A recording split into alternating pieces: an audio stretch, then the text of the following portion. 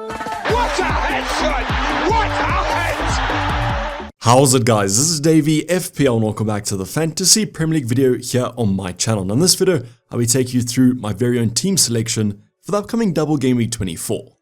So following on from the transfer plan where I have confirmed one free transfer, I do have one free transfer left to spend, and I'm looking to take a potential -4 hit. So as always in these team selections, going to start off with a quick review of how Game Week 23 went, and then jump into all that Double Game Week goodness with the transfer plan and my final team selection. So super hyped for the first Double Game Week of this season. Let's hope that it's going to be a massive one. But with me not activating a chip this week, I'm pretty sure we might be looking at a red arrow. So fingers crossed it's going to be a massive game week. Hopefully the team does look okay. If you guys want to see how we're shaping up for Game Week 24's double, sit back, relax, and let's get right into it. So to start off the team selection, let's go over Game Week 23, and thankfully it was actually a pretty strong game week. We're now sitting at the 142k mark. So a total of 80 points managed to get us about 100k green arrow, and I might actually need it as mentioned, no chips for Double Game Week 24, so probably going to be quite a tough game week. Now we do have 2 free transfers and 0.8 left to spend for a little bit of an upgrade, and as mentioned I'm planning to actually use both transfers and maybe even a -4 hit. So a quick recap of where those 80 points came from. On our bench, Fabianski unfortunately lost his spot, and that puts a span in the works for our future Double Game Week planning.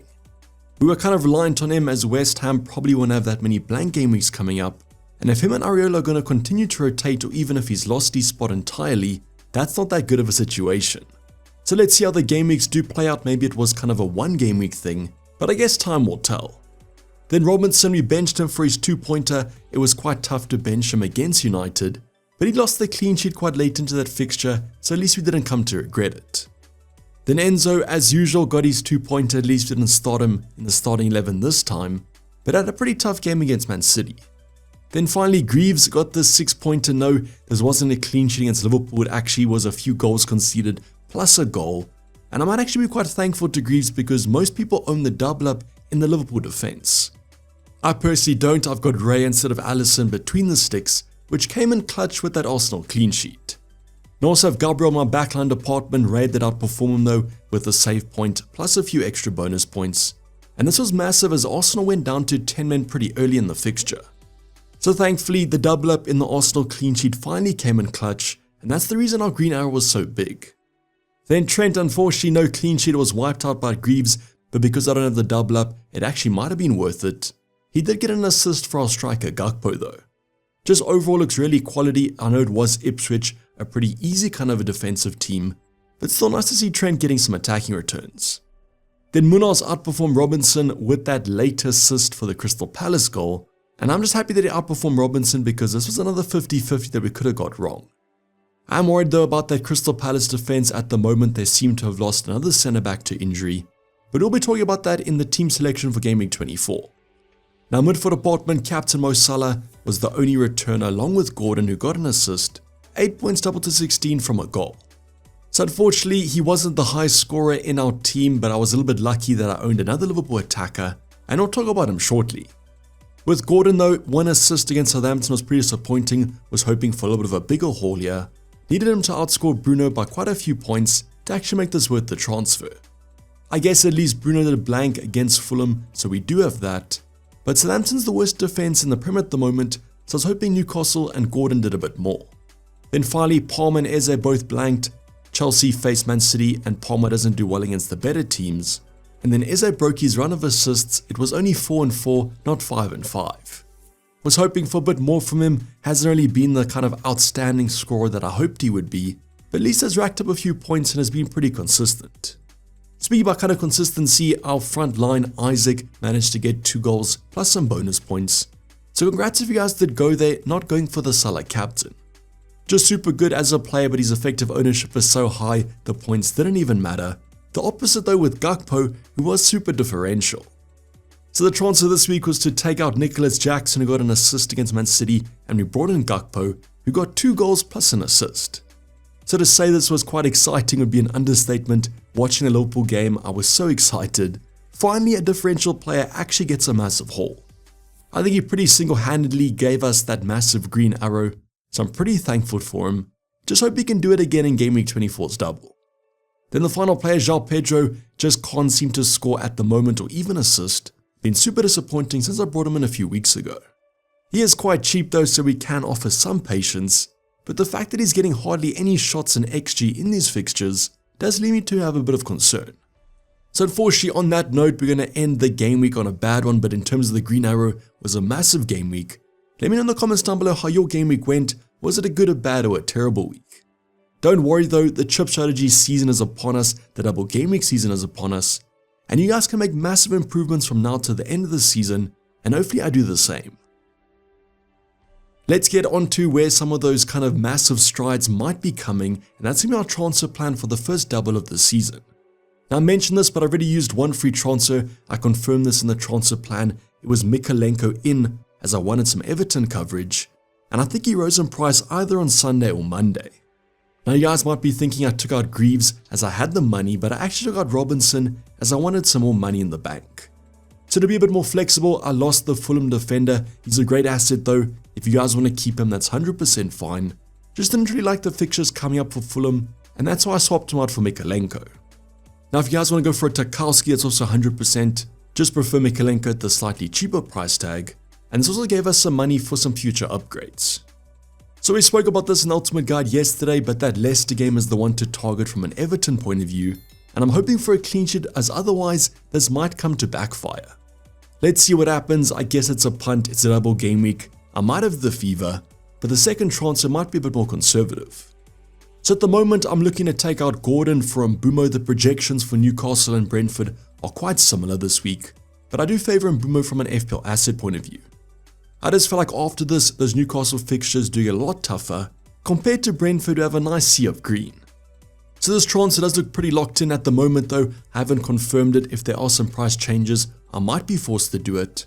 Might be a little bit sideways, but as mentioned, I do prefer Mbeumo as an FPL option. So those two free transfers will be completed probably by the deadline. There is however a -4 I am looking at, and that's to take out João Pedro.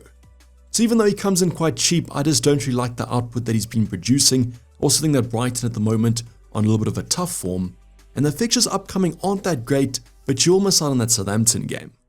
So is it worth keeping João Pedro for that Southampton away game in 3 weeks time, or should I take him out for a -4 for someone like a Visa? So I know going for the double up on that Brentford attack might be bad, but they are playing well, and the fixtures upcoming are pretty good, starting this week against Spurs at home. Now this would be for a -4, and therefore it might not be worth it, and also eats up my entire budget that I have left over from the Mbeumo transfer. So it does leave me a little bit less flexible for those future moves, but I do like this look on paper, but you guys might disagree with me. So in the comments down below, would you guys do this from -4? You might be asking me why I'm not going for someone like an Everton striker. I would want them for this week, but probably not for the next week onwards. That's why over the next couple of weeks, the medium term Brentford do look better, and that's why Visa is currently my favourite striker. So I'm tempted, but I'll probably be conservative, only go for the 2 free transfers, and let's go see how the team is going to set up with them. Now just for completeness sake, I won't be going for Mbeumo right now, and therefore I still have 1 free transfer and 1.4 left in the bank, but as mentioned, that move is probably going to be completed before the deadline. And also just watch out for that European football coming up. It's the last stages of the group rounds, so some pretty high octane fixtures.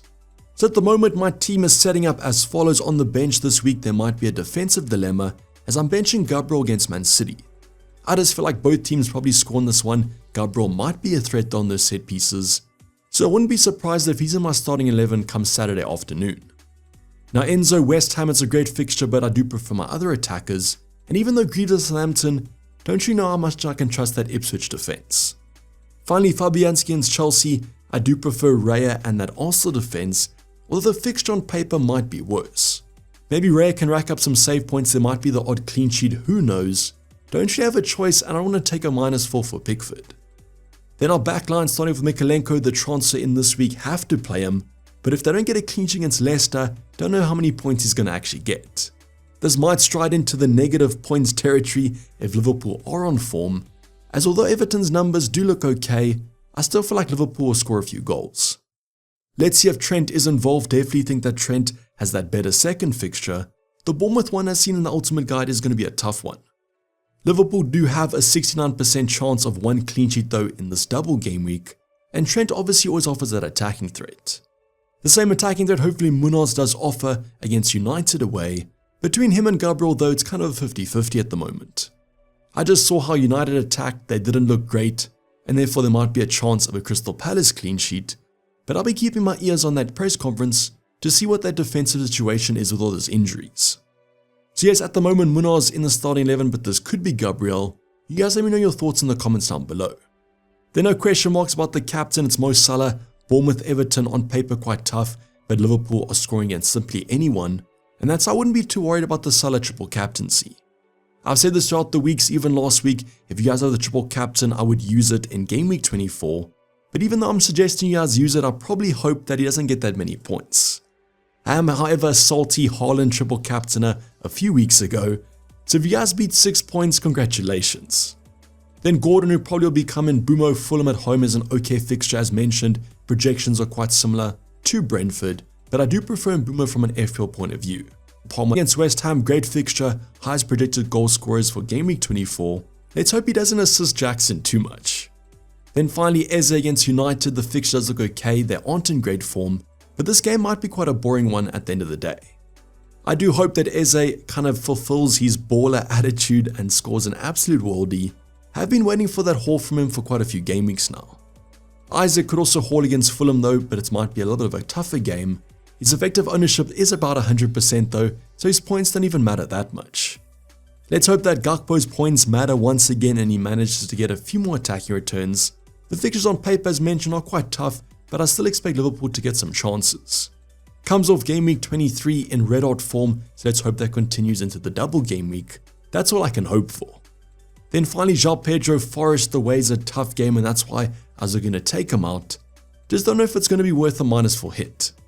So at the moment he's going to be in our starting 11, I guess I could play an Enzo over him, but he does have those penalties, and he's come back to bite me when I benched him last time. So probably the only part of my team that I'm unhappy about, as well as the Munoz vs Gabriel debate, but otherwise the transfers do look pretty locked in. You guys can suggest if you think the -4 is worth it or if you think another move might be worth it more. Also let me know what your transfer plans are and are you using a chip in double game week 24. I am expecting a pretty low kind of scoring game week for myself and probably a red arrow, as most people are looking to use a chip, either the assistant manager or the triple captain. Let's see how it does go though, but make sure that you guys in the deadline stream 1 hour before the deadline coming up on Saturday, as I'll be going over my final team selection and all the good stats. So hopefully I see you guys there. But this is basically going to wrap the video guys, hopefully you guys did enjoy it. Please don't like, and subscribe if you have subscribed yet. Deadline stream as mentioned, make sure those notifications are on so you know when I do go live. Or follow me over on Twitter, link in the description. But for the time being, I'm signing off. It's been Dayvy FPL, and I'm out. Cheers, bye.